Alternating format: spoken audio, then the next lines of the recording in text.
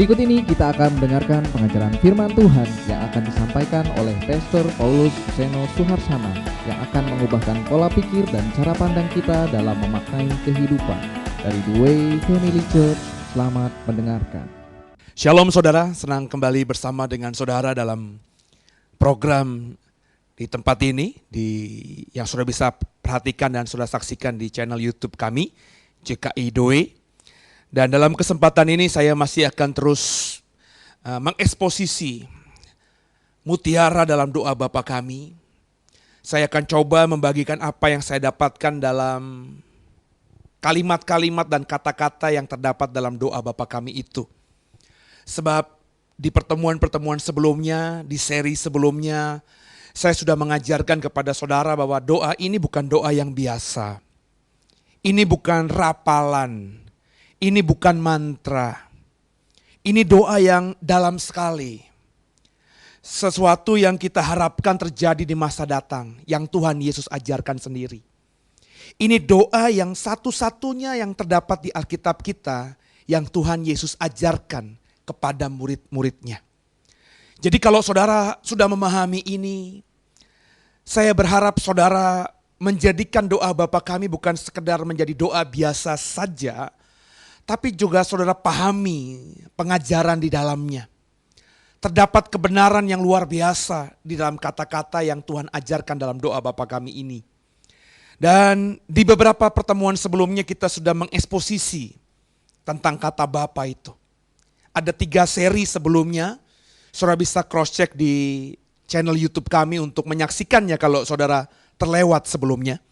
Dan di pertemuan kali ini kita akan coba mengekspos kata kedua dalam doa Bapa kami. Ya, coba terlebih dahulu kita membuka ayat yang mencatat tentang doa Tuhan Yesus ini yang terdapat dalam Matius pasal 6 ayat yang ke-9. Matius pasal 6 ayat 9, silakan. Matius pasal 6 ayat yang ke-9. Karena itu berdoalah demikian, Bapa kami yang di sorga, dikuduskanlah namamu. Bapa kami, saudara. Kata Bapa sudah saya jelaskan tadi, sudah kita ekspos 3 seri sebelum seri yang sekarang ini. Saudara mestinya sudah punya pemahaman ketika Tuhan Yesus mengajarkan kita untuk memanggil Allah dengan sebutan Bapa. Saudara sudah pahami apa sebenarnya makna terdalam dari kata Bapa itu. Dan di kata berikutnya adalah kata kami, saudara. Saudara tidak boleh punya pemahaman bahwa kata kami ini hanya kata-kata tambahan saja. Kata-kata pemanis saja, saudara. Terlebih kalau Bapak Ibu membaca doa Bapa kami di Matius pasal 6 yang tadi dibaca di ayat 9-nya. Ya. Kalau kau baca terus ayat 10, ayat 11, ayat 12 sampai ayat 13-nya. Itu kata kami muncul sampai 9 kali, saudara, dalam doa Bapa kami versi terjemahan bahasa Indonesia. 9 kali. Dan saya mempelajari ilmu hermeneutika ketika saya kuliah dulu, saudara. Dan ketika saya mengajarkan ini kepada jemaat dan juga mahasiswa saya tentang ilmu hermeneutika, ilmu tafsir Alkitab, saudara. Bahwa kalau kita menemukan ada satu kata, satu kalimat, di dalam satu paragraf, dalam satu perikop, dalam satu pasal firman Tuhan, itu berarti kata-kata yang diulang, kalimat-kalimat yang diulang itu punya arti yang dalam, luar biasa. Kata kami 9 kali kita temukan dalam seluruh kalimat yang Tuhan ajarkan dalam doa Bapa kami ini. Artinya kata kami itu punya makna dalam. Sebab kalau tidak punya makna yang dalam, tentu kata kami itu hanya sekali dua kali saja diulangi oleh Tuhan Yesus. Nah, coba kita pelajari, saudara. Ya, kita belajar sekarang ini jadi pembaca firman Tuhan yang benar-benar mau menggali kebenaran firman Tuhan dengan sungguh. Jangan lagi saudara menjadi pembaca firman yang membaca seperti membaca koran, ya. Yang penting tahu maknanya, yang penting tahu inti ceritanya tanpa memperhatikan kata dan kalimat yang dipakai si wartawan ketika menuliskan beritanya. Kita nggak bisa seperti itu lagi, saudara. Ya, ketika kita membaca firman Tuhan, saudara dan saya mau merenungkan firman Tuhan siang dan malam, maka saudara harus perhatikan itu, ya. Tanda-tanda baca saudara perhatikan dan juga setiap kata yang terdapat di Alkitab. Terutama ketika kata itu diulang, dalam hal ini 9 kali, saudara. Tentu Tuhan Yesus punya arti, tentu Tuhan Yesus punya pemahaman bahwa penting untuk orang-orang yang menjadi muridnya ini ketika berdoa menggunakan kata kami itu. Apa sebenarnya kata kami itu artinya?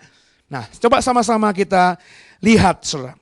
Kalau kita melihat kata kami, ya, dalam bahasa Indonesia, kata kami itu merupakan kata ganti jamak, saudara. Ya. Biasanya kalau kita menggunakan kata kami dalam percakapan saudara dan komunitas saudara, saya misalnya sekarang ini menggunakan kata kami, itu artinya saya, ya, sedang bicara tentang diri saya dan orang-orang, tapi bukan yang saya ajak bicara. Nangkep saudara ya? Saya bicara sama saudara nih sekarang ini via YouTube ini. Ketika saya menggunakan kami ini adalah jemaat Tuhan. Kalau saya ngomong sama saudara kami ini adalah jemaat Tuhan, berarti yang saya maksudkan kami itu adalah saya dan orang-orang yang di sekitar saya tapi tidak termasuk saudara. Kalau saya melibatkan saudara di dalamnya, saya tidak akan menggunakan kata kami, tapi menggunakan kata kita. Sudah paham ya? Jadi Tuhan Yesus ketika mengajar doa ini, dia mengajarkan kalimatnya, Bapa kami. Kalau kita mau berdoa, doalah Bapa kami.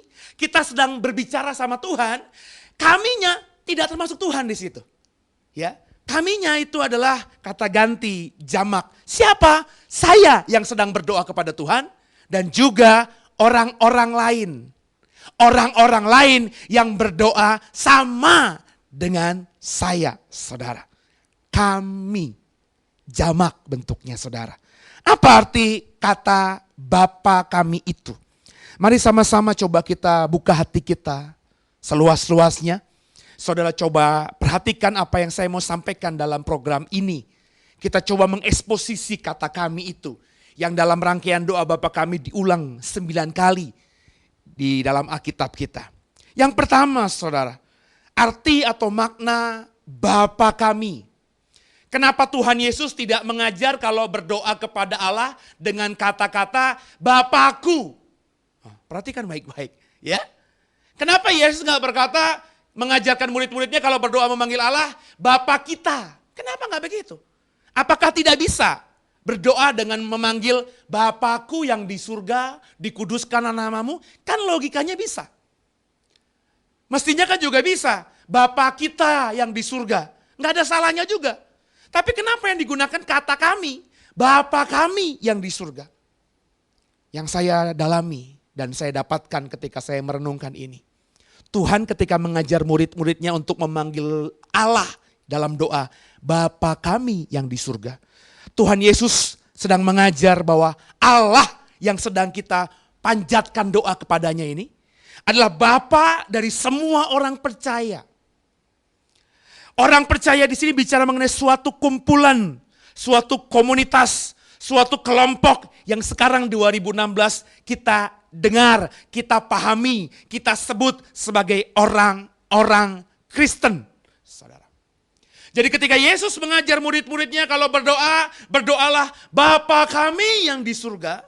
Tuhan sedang mengajarkan bahwa Bapa itu bukan hanya milikmu seorang. Sebab kalau Yesus memahami ini ketika dia mengajar murid-muridnya, maka dia mengajar murid-muridnya kalau berdoa, berdoalah begini, Bapakku yang di surga. Bapakku, Bapa hanya milik aku. Dia tidak mengajar begitu. Dia mengajar Bapa kami yang di surga. Supaya saudara yang berdoa ini memahami bahwa Allah yang punya langit, yang punya bumi. Allah yang kau sembah itu bukan milikmu seorang. Allah punya semua orang yang berdoa sama dengan kita. Allah bukan saja milik individu tertentu. Allah bukan saja milik kelompok Kristen tertentu. Allah bukan cuma milik satu jemaat gereja tertentu. Makanya Yesus mengajarkan kata kami di situ.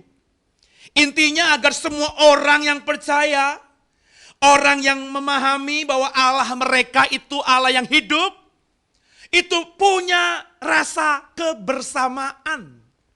Sehingga mestinya saudara yang berdoa Bapa kami, kau berdoa di rumah, Bapa kami yang di surga. Kau berdoa di gerejamu, Bapa kami di surga. Kau berdoa di kantormu bersama orang percaya di kantormu, Bapa kami yang di surga. Kau ada suatu hari Minggu di gereja lain karena kau ke rumah saudaramu, tidak ada gerejamu di sana, kau ke gereja saudaramu, mereka juga berdoa Bapa kami yang di surga. Kau punya pemahaman bahwa Allahmu Allah yang sama, yang juga disembah oleh orang-orang di komunitas-komunitas itu. Kekasih Tuhan. Tuhan mengajarkan kalimat awal dalam doanya kepada Tuhan, Bapa kami. Dia sedang mengajarkan kebersamaan yang mestinya tercipta di antara semua orang yang mengaku percaya kepadanya. Itu kenapa ada gereja, itu kenapa ada lagu, itu kenapa ada syair yang mengatakan, ku tak pandang dari gereja mana, ku tak pandang dari suku mana, ku tak pandang dari bangsa mana. Itu saudara. Sebab meskipun kita berbeda suku, berbeda denominasi gereja, berbeda bangsa, selama orang-orang itu berdoa, Bapa kami yang di surga, mereka adalah murid Yesus. Ingat ya, doa ini hanya diajarkan Yesus kepada murid-muridnya.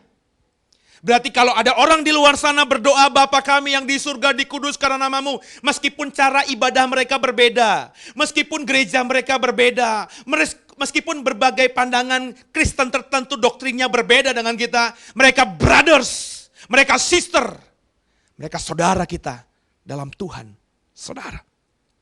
Mestinya orang-orang yang berdoa Bapa kami itu memiliki pergumulan yang sama sebagai pengikut Kristus.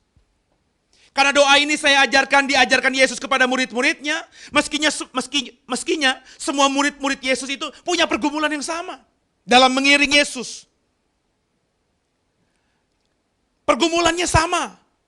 Itu tercermin kok saudara dalam doa Bapa kami. Ya. Kalimatnya kan, berikanlah kami pada hari ini makanan kami yang secukupnya. Ampunilah kami akan kesalahan kami. Janganlah membawa kami ke dalam pencobaan. Lepaskanlah kami dari yang jahat. Perhatikan kalimatnya. Pergumulan-pergumulan itu dialami oleh saudara-saudaramu lain. Di gereja lain. Di benua lain. Di suku lain. Di bangsa lain. Di ujung bumi sekalipun. Pergumulan yang namanya murid-murid Yesus. Di belahan bumi manapun. Sebenarnya sama. Itu kenapa Tuhan mengajar orang-orang yang mengaku murid-muridnya itu untuk berdoa, Bapa kami. Supaya orang-orang ini memahami pergumulan yang mereka alami gara-gara mengiring Yesus. Pergumulan yang mereka alami karena mereka mau mengikut dan melayani Yesus. Itu bukan cuma pergumulan, permasalahan yang dialami dirinya seorang diri. Tapi dialami juga oleh murid-murid Tuhan lain di tempat lain, saudara. Nah kalau saudara memahami ini, meskinya saudara memiliki klik dengan sesama orang percaya. Chemistry dengan sesama orang percaya. Ada roh yang sama yang mengikat saudara dengan mereka. Sehingga meskipun mereka beda denominasi, mereka beda gereja. Kau bergereja di gereja yang liturginya tepuk tangan, pakai full band. Sedangkan temanmu bergereja di gereja yang tidak tepuk tangan, yang hanya pakai piano. Meskinya itu nggak menjadi halangan. Kau bergereja di gereja yang menekankan ketika menyembah Tuhan harus menyembah dalam roh, berbahasa roh. Sedangkan temanmu, saudaramu yang lain bergereja dengan tidak berdoa dalam bahasa roh. Mestinya itu nggak jadi halangan juga. Kenapa? Karena baik dirimu yang bergereja di tempatmu sekarang maupun mereka yang bergereja di tempat mereka sekarang sama-sama berdoa, Bapa kami yang ada di surga. Tapi lucu kan saudara? Gereja yang sama-sama berdoa, Bapa kami yang di surga, dikuduskanlah namamu dan seterusnya itu.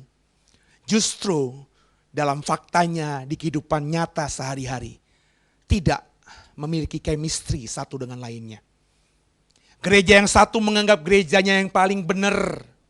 Gereja lain gereja yang sesat. Gereja yang satu mengatakan gereja mereka lah gereja pilihan. Yang lainnya gereja KW katanya. Gereja ikut-ikutan. Gereja mereka gereja yang dipilih Tuhan. Gereja lain bukan gereja yang dipilih Tuhan kata mereka. Padahal mereka sama-sama berdoa dan meyakini Bapa kami yang di surga. Ini ironis saudara. Mestinya sesama mereka, sesama kita yang berdoa sama ini memiliki pola pikir, memiliki isi hati, memiliki pergumulan, memiliki kesukaan, memiliki karakter yang sama saudara. Sebagai sesama murid Kristus. Gereja boleh beda, denominasi boleh beda, cara beribadah kita boleh beda, gak mungkin bisa sama. Saya yang orang Jawa, saudara yang orang Tapanuli, kita yang orang Indonesia dengan orang-orang yang dari Afrika, budaya berbeda, pendidikan berbeda, latar belakang berbeda, gak mungkin bisa satu dalam artian segala hal saudara. Tapi mestinya perbedaan itu tidak menghalangi kita untuk sama-sama memahami dan menghidupi bahwa kita adalah saudara dalam Tuhan. Ingat ya, dalam pengajaran kata Bapa kemarin, kita ini adalah saudara Tuhan Yesus. Ketika dia mengajar memanggil Allah dengan sebutan Bapa, dia berdoa Bapa dan dia mengajar murid-muridnya untuk berdoa kepada Allah dengan kata yang sama, Bapa. Yesus sedang mengajarkan dialah si buah sulung. Dialah anak sulung dan kita adalah anak-anak Allah lainnya. Kita dianggap saudara oleh Kristus. Makanya saudara, kita harus punya hati yang seperti ini. Menganggap saudara kita di luar sana, perbedaan apapun yang ada. Tapi selama mereka berdoa Bapa kami yang di surga, mereka adalah saudara dan saudari kita. Mereka saudara saudariku, mereka saudara saudarimu. Kau, saya nggak tahu kau gereja di mana. Saya juga nggak tahu kau aliran gereja seperti apa. Tapi saya berdoa mengajarkan jemaat JKI The Way, Bapa kami yang di surga. Dan kalau kau bergereja dan berdoa sama seperti layaknya kami di The Way ini berdoa. Dengarkan saya, you are my brother, you are my sister. Kaulah saudaraku, kaulah saudariku. Gereja meskipun berbeda, mestinya tetap satu. Satu apanya? Tidak mungkin satu organisasi. Tapi satu tubuh. Karena kita punya kepala yang sama. Coba dibuka saudara. Yohanes pasal 15. Yohanes pasal 15 ayat yang kelima saudara. Apa kata Tuhan tentang hal ini? Yohanes 15 ayat 5 silahkan dibaca. Yohanes 15 ayat 5. Akulah pokok anggur dan kamulah ranting-rantingnya. Barang siapa tinggal di dalam aku dan aku di dalam dia, ia berbuah banyak. Sebab di luar aku kamu tidak dapat berbuat apa-apa. Yohanes 15 ayat yang kelima, ayat-ayat di atas dan di bawahnya bicara mengenai pokok anggur yang benar. Ingat lagu sekolah minggu? Yesus pokok dan kitalah caranya, tinggallah di dalamnya. Yesus pokok. Dan kita katakan, Alkitab katakan adalah ranting-rantingnya, carang-carangnya. Ranting-ranting itu gak ada yang sama, Bapak Ibu boleh cross check. Kau punya pohon mangga, kau punya pohon jambu, kau punya pohon rambutan, sebutkan pohon yang ada di rumahmu. Mereka pasti punya carang, punya cabang, punya ranting yang banyak, tidak cuma satu. Perhatikan, ada kemiripan gak? Yang identik antara carang yang satu dengan carang yang lain? Ada kesamaan nggak? Yang mirip, identik antara cabang yang satu dengan cabang yang lain? Tidak, saudara. Cabang yang ke sebelah kanan pasti beda dengan cabang yang ke sebelah kiri. Cabang sebelah kanan mungkin mecah jadi 3 cabang, yang di kiri mungkin cuma 1 cabang, saudara. Daun-daunnya pun tidak mungkin sama. Cabang, carang, ranting itu semuanya berbeda. Padahal mereka melekat pada satu pokok yang sama. Tapi dengarkan kata ayat 5 tadi dalam Yohanes 15. Akulah pokok anggur, kata Yesus, dan kamu adalah ranting-rantingnya. Barang siapa tinggal dalam aku dan aku dalam dia, ia berbuah banyak. Sebab di luar aku, kamu tidak dapat berbuat apa-apa. Meskipun berbeda, bentuknya berbeda, arahnya berbeda, besarnya berbeda, ranting-ranting itu berbeda satu dengan lainnya. Tapi selama mereka melekat pada pokok yang benar, mereka akan berbuah banyak, kata firman Tuhan, kata Tuhan Yesus. Kalau pokoknya mangga, maka ranting kiri, ranting kanan, ranting depan, ranting belakang, atas bawah, meskipun berbeda-beda, tentu buah yang keluar adalah buah mangga. Nangkap, saudara? Kalau bicara mengenai pokok anggur, meskipun ranting anggur itu merambat kemana-mana, ke kiri, kanan, atas, bawah, selama mereka masih melekat pada pokok anggur yang benar itu, maka meskipun rantingnya beda, besarnya beda, buah yang keluar dari ranting itu tetap buah anggur, saudara. Semua orang Kristen memahami hal ini. Tapi sedihnya saya sebagai pelayan Tuhan, mereka tahu firman-Nya seperti apa, tapi tidak menghidupi. Saya belum lama pergi ke satu daerah di luar pulau sana, saudara. Saya sedih menyaksikan ada gereja yang saling saing-saingan. Berkelahi, tanda kutip. Tidak fisik ya, saudara ya. Karena gak mungkin lah kayaknya gereja berantem dengan secara fisik. Pendeta gereja A sama pendeta gereja B pukul-pukulan, kayaknya gak mungkin gitu, saudara. Jemaat gereja A sama gereja B tawuran massal, kayaknya gak mungkin. Emang kita preman gitu. Tapi meskipun mereka tidak berkelahi secara fisik, lontaran-lontaran kalimat mereka, baik verbal maupun yang mereka keluarkan via gadget, saudara, via media sosial, entah Facebook kah, Twitter kah, Instagram kah, whatever, saya nggak tahu yang canggih, yang baru, saudara. Itu mencerminkan bahwa mereka menganggap gereja lainnya itu saingan mereka. Secara tidak langsung kalimat-kalimat mereka menyakiti. Seolah-olah mereka berkata, gerejaku ini yang benar. Gerejaku gereja pilihan. Pendetaku pendeta pilihan. Jemaat ini jemaat yang ke surga. Gereja lain berarti kan tidak. Coba ada gereja tertentu yang berkata bahwa gereja kita ini gereja yang pasti masuk ke ruang Maha Kudus, katanya. Diajarkan kepada jemaatnya bahwa merekalah gereja pilihan, gereja pewahyuan, katanya. Saya nggak tahu terminologi itu dari mana munculnya. Seumur-umur hidup saya baca Alkitab bolak-balik, gak pernah ada gereja pewahyuan, saudara. Mereka bisa mengucapkan hal itu. Gereja kami gereja pilihan, dipilih Tuhan, gereja akhir zaman yang membawa jemaatnya ke ruang Maha Kudus. Seolah-olah, saudara, ya, mengatakan secara tidak langsung, gereja lain itu tidak bisa ke ruang Maha Kudus. Ya lucunya, saudara, gereja itu cuma ada di Indonesia. Lucu gak, saudara? Orang Kristen di Indonesia berapa sih? Dan yang menjadi jemaatnya cuma berapa? Kalau mereka berkata hanya mereka saja yang masuk ruang Maha Kudus, saudara, berarti di surga sana sedikit sekali orang. Gimana orang di Afrika? Gimana orang di Amerika, di Eropa, di Australia yang tidak ada gereja itu di sana? Come on. Jangan jadi orang yang picik, saudara. Saya mengajar saudara di program ini. Kalau kau lihat gereja lain, gereja Protestankah, gereja Karismatikkah, gereja Pentakostalkah, gereja Katolikkah, gereja Syriakah, gereja Ortodokkah, gereja apapun, selama mereka berdoa, Bapa kami yang di surga, dikuduskanlah namamu, mereka adalah murid Yesus. Jangan jadikan perbedaan membuat kita tidak bisa bersama-sama dengan mereka. Jangan gara-gara perbedaan kau berkata, pergumulanku beda dengan pergumulanmu. Masalahku beda dengan masalahmu. Mahkotaku beda dengan mahkotamu. Hati-hati saudara. Hati-hati.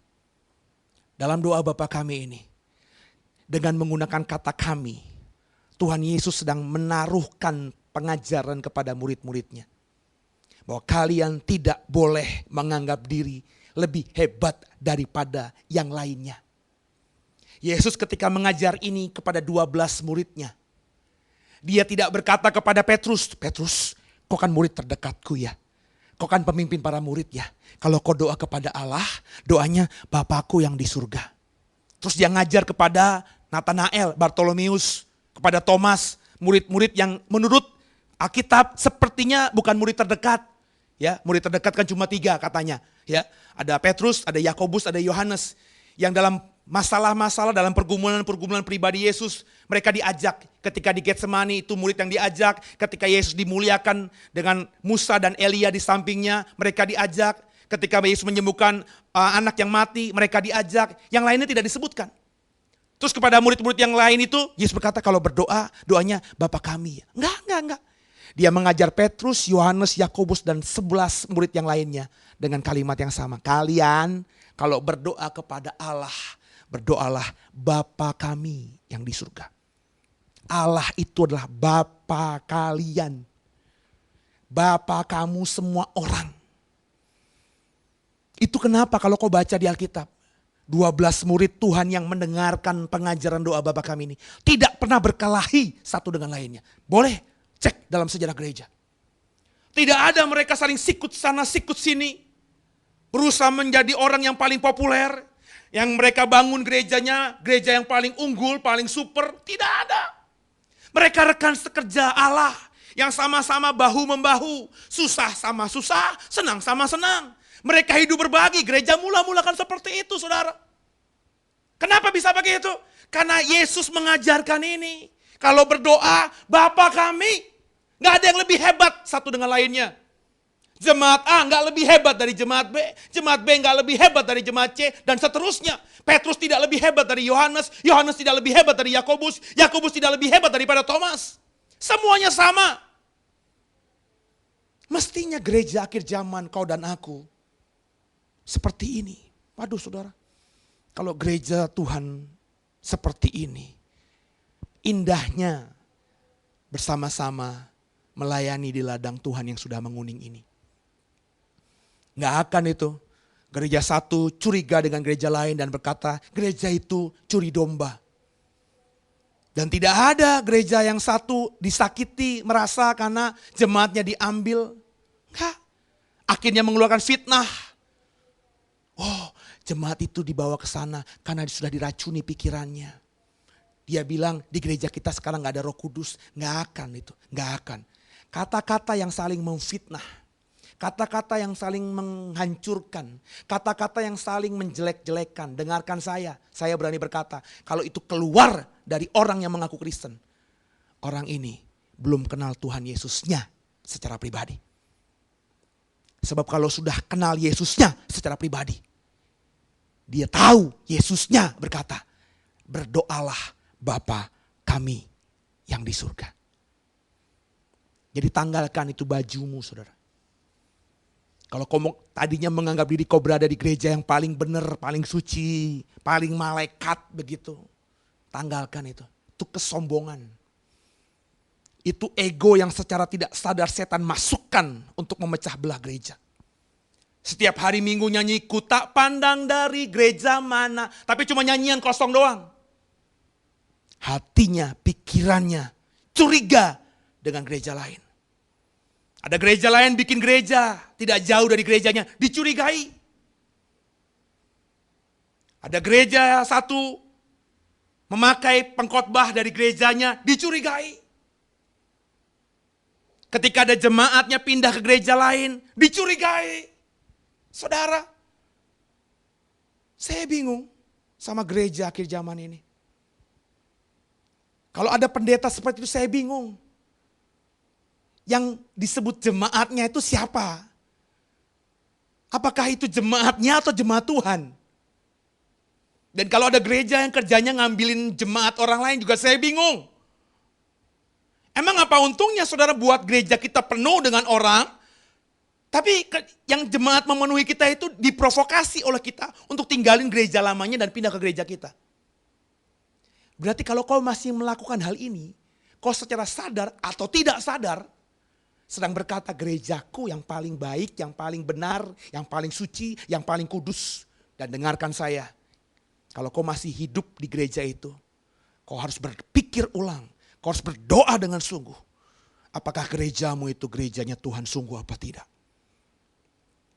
Saya berharap orang-orang Protestan bisa bergandengan tangan dengan orang-orang Pentakosta, karismatik, Injili. Dan bisa pelukan mesra dengan orang-orang Katolik, orang-orang Ortodoks, saudara. Bukan cuma seremonial belaka yang dikerjakan supaya jemaat melihat, oh pemimpinnya itu rukun dan damai. Bukan, tapi keluar dari hati sungguh, saudara. Kita tidak bisa memprovokasi para pemimpin gereja kita. Tapi paling tidak, saudara yang dengarkan program ini bisa melakukannya sekarang. Kalau kau punya tetangga, kalau kau punya saudara bergereja di gereja lain, jangan dipermasalahkan. Jangan bilang, gerejamu gak ada Roh Kudusnya, ke gerejaku aja, urapannya kencang, mujizatnya banyak kok.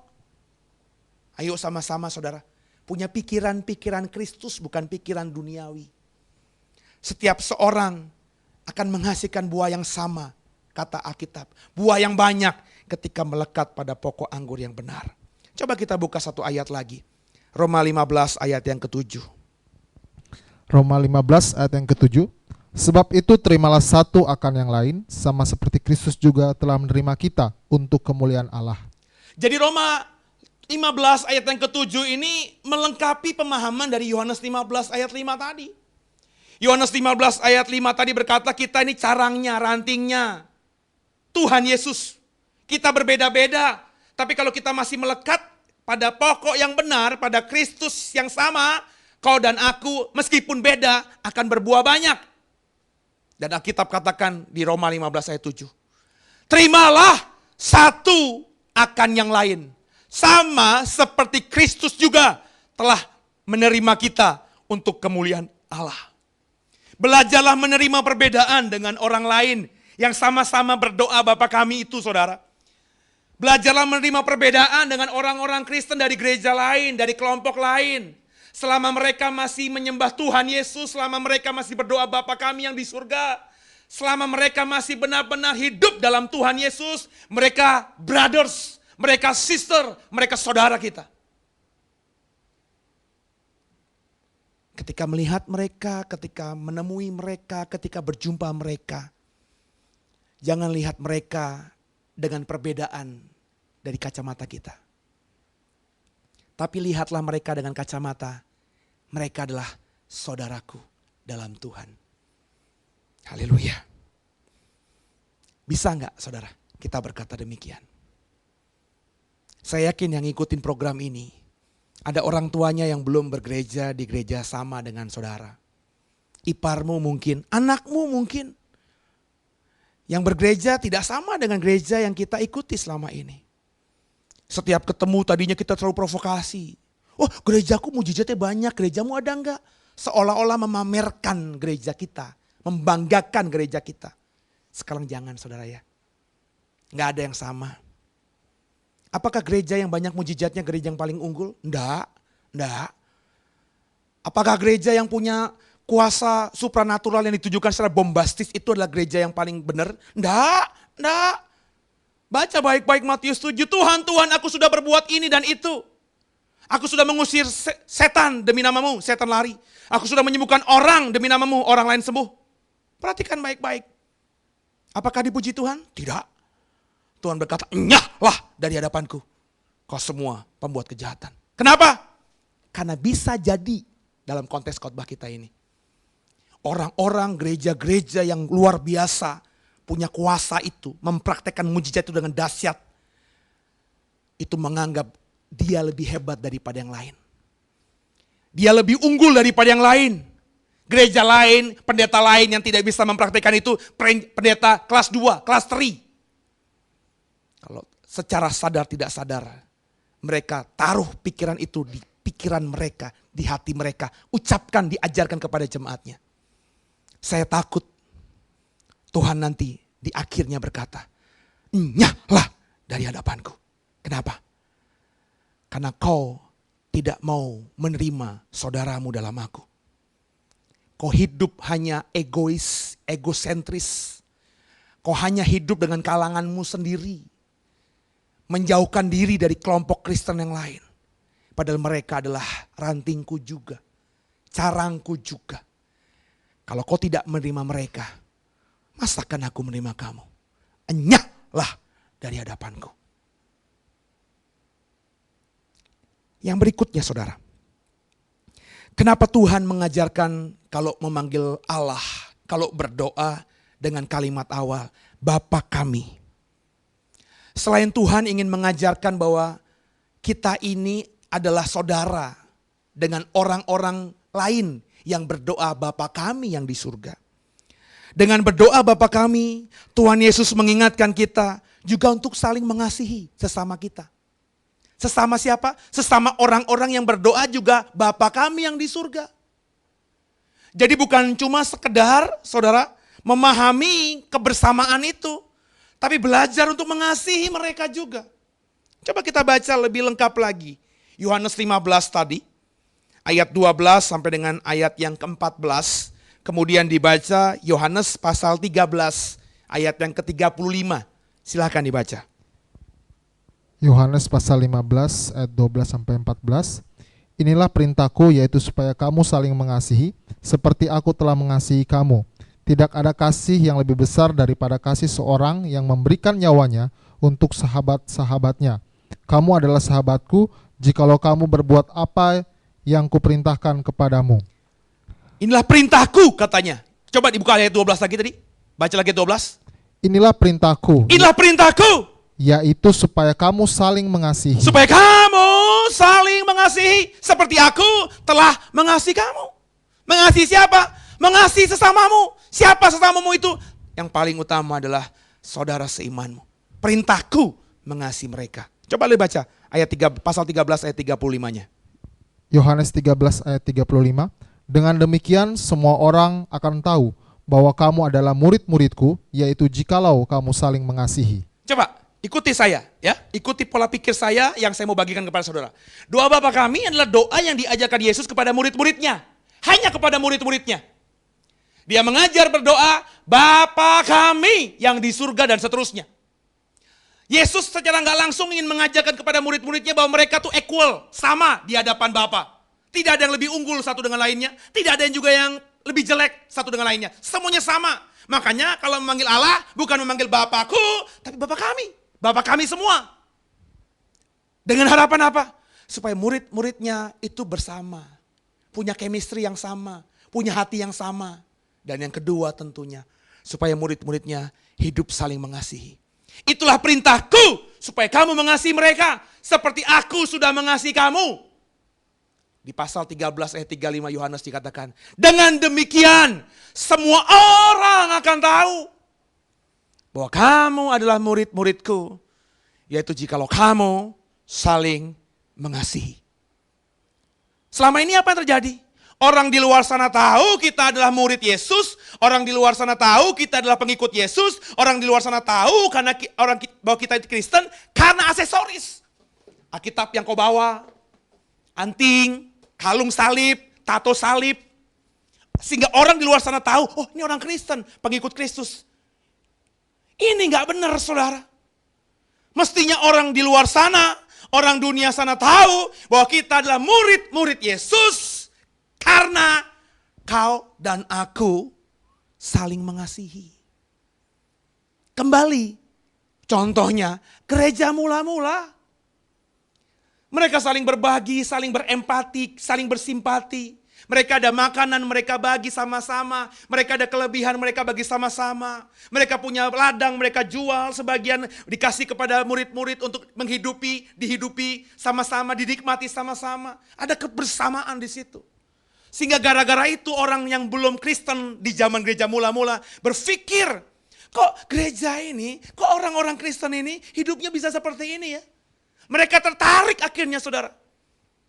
Kebersamaan mereka, rasa saling cinta mereka, rasa saling mengasihi orang-orang percaya di gereja mula-mula menjadi magnet yang bisa menarik orang-orang dunia. Sehingga masuk dalam kelompok orang-orang percaya di gereja mula-mula itu. Itu yang harus Bapak, Ibu, dan saya kerjakan. Kalau kau saling mengasihi satu dengan lain. Kalau aku mengasihimu sungguh. Dan kalau kau sungguh mengasihiku. Orang di luar sana tahu. Kita saling mengasihi. Karena kita adalah murid Yesus. Mestinya yang hidupnya saling mengasihi itu adalah ciri khas karakter orang-orang Kristen. Bagaimana kita saudara? Bagaimana saudara dan saya? Mengasihi yang seperti apa sih? Coba dibaca. 1 Yohanes pasal 3 ayat 16. 1 Yohanes pasal 3 ayat yang ke-16. 1 Yohanes pasal 3 ayat yang ke-16. Demikianlah kita ketahui kasih Kristus, yaitu bahwa ia telah menyerahkan nyawanya untuk kita. Jadi kita pun wajib menyerahkan nyawa kita untuk saudara-saudara kita. Nah, jadi mengasihi saudara-saudara kita itu menjadi ciri khas sehingga orang tahu kita adalah pengikut Kristus. Mengasihinya seperti apa? Seperti Kristus menyerahkan nyawanya bagi kita. Jadi kita pun, kata Yohanes, wajib menyerahkan nyawa kita untuk saudara-saudara kita. Menyerahkan nyawa itu gimana Pak, Bu? Bukan berarti kita rela mati ya, seperti yang dipahami sempit oleh para ekstremis, para teroris di luar sana. Bukan itu. Bukan semata itu. Mengasihinya adalah rela mati. Rela matinya seperti apa? Seperti, coba kita baca. Yakobus pasal 2. Ayat 14 sampai 16. Yakobus pasal 2 ayat 14 sampai 16. Yakobus pasal 2 ayat 14 sampai 16. Apakah gunanya saudara-saudaraku jika seorang mengatakan bahwa ia mempunyai iman padahal ia tidak mempunyai perbuatan? Dapatkah iman itu menyelamatkan dia? Jika seorang saudara atau saudari tidak mempunyai pakaian dan kekurangan makanan sehari-hari, dan seorang dari antara kamu berkata, selamat jalan, kenakanlah kain panas dan makanlah sampai kenyang, tetapi ia tidak memberikan kepadanya apa yang perlu bagi tubuhnya, apa gunanya itu? Itu. Menyerahkan nyawa bagi sesamanya seperti Kristus menyerahkan nyawanya bagi kita, itu seperti itu. Kau lihat orang lain di luar sana, saudaramu, gak punya pakaian, gak punya makanan, terus kau cuma bilang, ya Tuhan nanti berkati ya, Tuhan nanti akan pulihkan saudara, Tuhan akan berkati makananmu, Tuhan akan berkati pakaianmu. Apa gunanya kata Tuhan? Jadi jangan ngomong rela mati. Kalau kau cuma bisa seperti itu yang banyak dikerjakan orang-orang Kristen. Ada orang susah datang kepadamu, aduh tolong saya gak punya uang, anak saya begini, saya sakit, aduh tolong.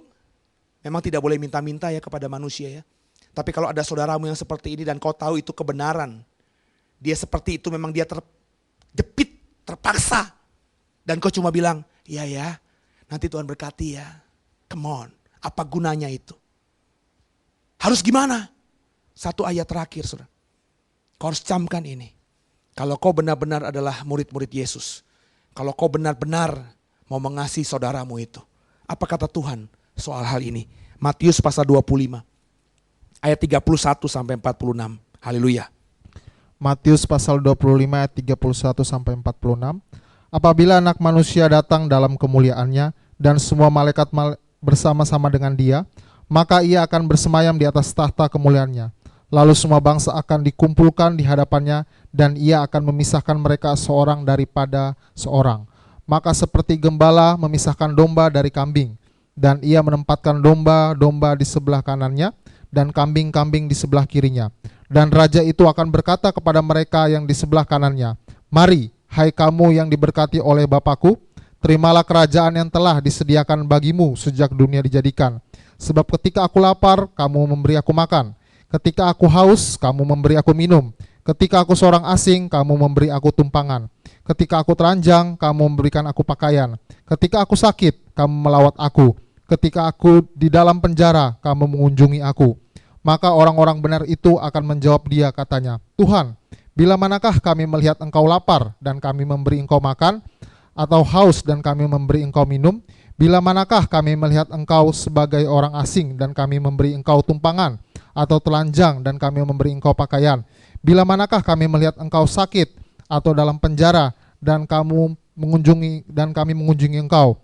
Dan raja itu akan menjawab mereka, Aku berkata kepadamu, sesungguhnya segala sesuatu yang kamu lakukan untuk salah seorang dari saudaraku yang paling hina ini, kamu telah melakukannya untuk aku.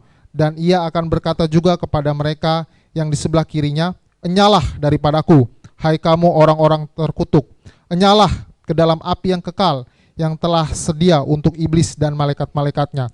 Haleluya. Ya. Matius pasal 25 ini bicara mengenai khotbah Yesus di akhir zaman. Yesus di akhir zaman akan memisahkan kambing dan domba di kalimat-kalimat awal tadi. Kambing dan domba, saudara, secara kasat mata gak sulit untuk dibedakan karena suaranya sama. Semuanya sama.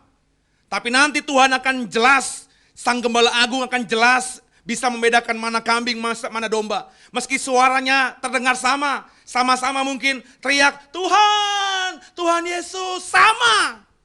Tapi Tuhan akan bisa bedakan mana yang kambing, mana yang domba benar.